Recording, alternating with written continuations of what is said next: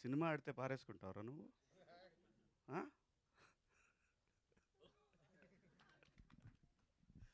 అందరికీ నమస్కారం. మీడియా మిత్రులకు, పాత్రికేయ సోదరులకు అందరికీ పేరు పేరున నమస్కారం. అలాగే ఈ కార్యక్రమానికి పిలిచినందుకు థ్యాంక్ యూ సో మచ్.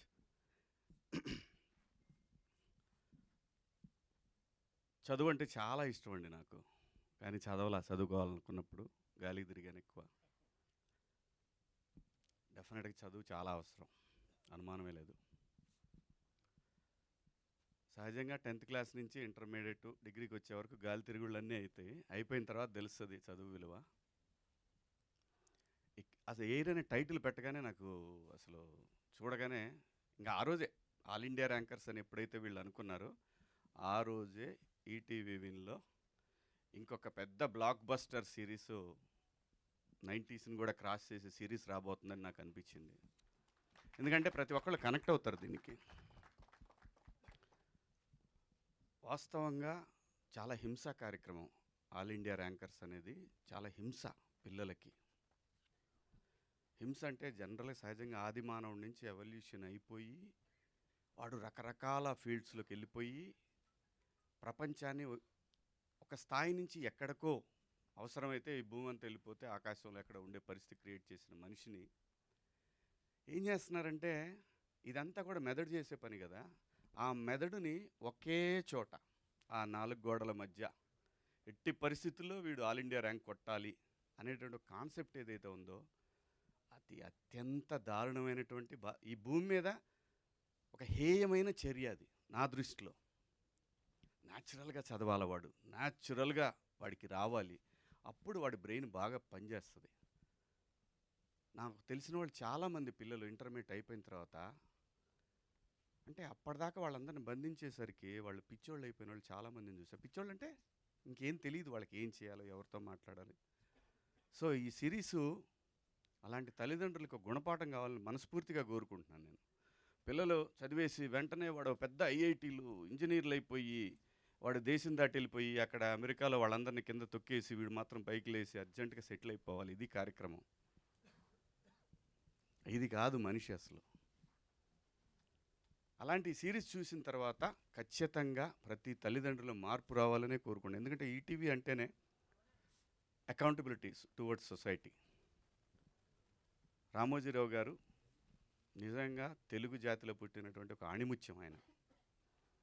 ఆయన సొసైటీ ఎలా ఉండాలి అని కలలు కన్నాడో వాళ్ళ సంస్థల నుంచి వచ్చేటటువంటి ప్రతి ఒక్కటి కూడా మనం ఎంత గొప్ప కథలు తీసుకెళ్ళినా, ఎంత ఎంటర్టైన్మెంట్ కథలు తీసుకెళ్ళినా వాళ్ళు end of the day message అనేది ఒకటి మాత్రం ఖచ్చితంగా కోరుకుంటారు వాళ్ళు. అది లేకుండా వాళ్ళ కంటెంట్ ఉండదు, ఉండాలి. అలాగే నాకు ఈ మధ్య తెలుగు అనేది వదిలేస్తున్నాం. నేను స్క్రిప్ట్లో కూడా ఇంగ్లీష్ అని రాస్తున్నారు. నాకు బుర్ర పాడైపోతుంది.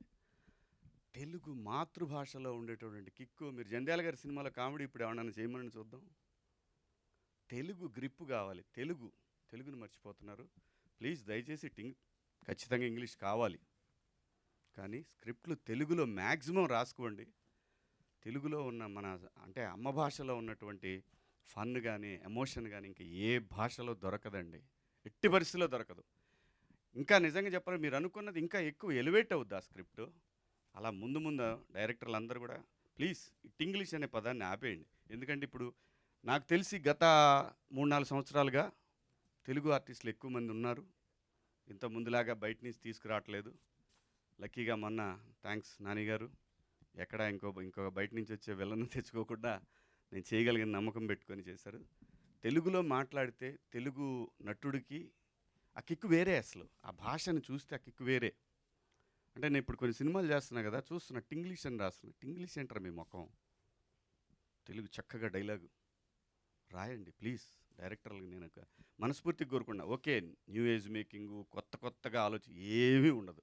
End of the day emotion. Cinema is all about emotion. ఇంతకు మించి ఏమీ ఉండదు. మీరు ఎన్ని చెప్పినా సరే end of the day emotion, all about emotion cinema అంటే. అందుకే నిన్న కన్నప్పలో లాస్ట్ 1 అవర్ ఇరగ తీసేసిందన్న కూడా ఆ ఎమోషన్ వర్కౌట్ అయింది. సో కాబట్టి ఏంటంటే ఆ ఎమోషన్ అనేది అమ్మ భాషలోనే ఉంటుంది. ఇది కొంచెం అవుట్ ఆఫ్ ద సబ్జెక్టు అయినా చెప్పాలనిపించింది చెప్తున్నాను.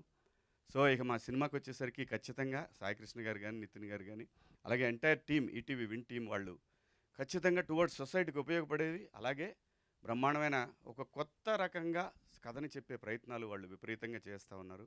ఖచ్చితంగా ఇది కూడా చాలా పెద్ద సక్సెస్ అవుద్ది. అలాగే మిత్రుడు సందీప్ రాజు గారు నిజంగా ఇన్స్పిరేషనేనండి. వీళ్ళందరూ కూడా ఖచ్చితంగా ఇన్స్పిరేషన్. మనకి టువర్డ్స్ ఆర్ట్ పట్ల డెడికేషన్ ఉంటే జాతీయ స్థాయికి వెళ్ళొచ్చని చెప్పి ప్రూవ్ చేశాడు ఆయన. సో అలాగే తమ్ముడు సుహాస్ కానివ్వండి, ఇవాళ అటు నుంచి ఇటు రాకుండా మనోడిని ఇక్కడి నుంచి అక్కడ తీసుకెళ్లారు, విచ్ ఇస్ గ్రేట్. నిజంగా చాలా సంతోషం.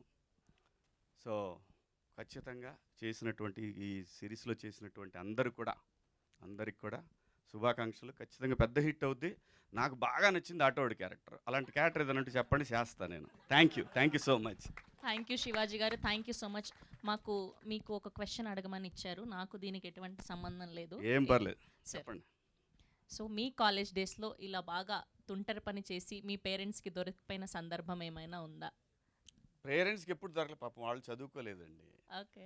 9th క్లాస్లో అటెండెన్స్ వేయించుకోగానే కరెక్ట్గా మున్సిపల్ హై స్కూల్ నర్సరావుపేట గోడ దూకేసి 11 o'clock షోకి వెళ్ళేవాడిని. పక్కనే ఉండే సత్యనారాయణ టాకీస్ అని. అది ఇంటర్మీడియట్కి వచ్చేసరికి ఒకసారి తప్పానండి. ఇంటర్మీడియట్ తప్పాను నేను. ఇంటర్మీడియట్కి వచ్చేసరికి డైలీ నర్సరావుపేట నుంచి రిలీజులు ఉండేవి కాదు. నర్సరావుపేటలో 7 థియేటర్లే ఉండేవి. సో గుంటూరులో అయితే మాకు 16 థియేటర్లు దాకా ఉండేవి. Morning first show, second show 2 చూసి దొంగల బండికి దొనకొండ బండి ఉండేది, ఆ బండికి నర్సరావుపేట వచ్చేవాళ్ళం. ఇంతకు మించి ఏమీ లేదు, చదివింది లేదు, చచ్చింది లేదు, అన్నీ అబద్ధాలు. ఆ తర్వాత నేను అప్పుడు కూడా కొంచెం ఎమోషనల్గానే మాట్లాడేవాడిని. అలా మా కాలేజ్ ఫంక్షన్లో కొంచెం ఎమోషనల్గా మాట్లాడాను. డిగ్రీ కాలేజ్ ఏమంటే మీరు చెప్తున్నారు కానీ అంతగా ఎక్కట్లేదండి అని అనేవాడిని. అంటే వాళ్ళలో లేదు లోపం, నేను అసలు విన్సేస్తే కదా. సో అలాసరికి సర్లే సెకండ్ ఇయర్ చూద్దాం, థర్డ్ ఇయర్ చూద్దాం అనుకున్నారు. అమ్మతోడు ఆ 2 సంవత్సరాలు చదివానండి నేను. వీళ్ళు నన్ను గట్టిగా పడతారనేసి. సో చదివింది తక్కువ, కానీ చదివితే చాలా బాగా చదివేవాడిని. సో చదవకుండానే ఇంత జ్ఞానాన్ని తెచ్చుకోగలిగారు. చదివాను తల్లి, డిగ్రీ కాదు ఫెయిల్ అయ్యాను అన్నారు కదా ఇంటర్ ఫస్ట్ ఇయర్. సో అలా ఫస్ట్ టైంలోనే ఫస్ట్ అటెంప్ట్ లోనే పాస్ అయ్యి ఉంటే 10th కూడా ఫెయిలే. అయ్యో 10th ఫెయిల్. మమ్మల్ని మించిన బేవర్స్ నా కొడుకులు ఈ భూమి మీద ఉండరు. సో ఇంత జ్ఞానోదయం అంటే నాతో పాటు మా జీవన్ కానీ మా బ్యాచ్ అంతా వేరే ఉంది, ఒక బ్యాచ్.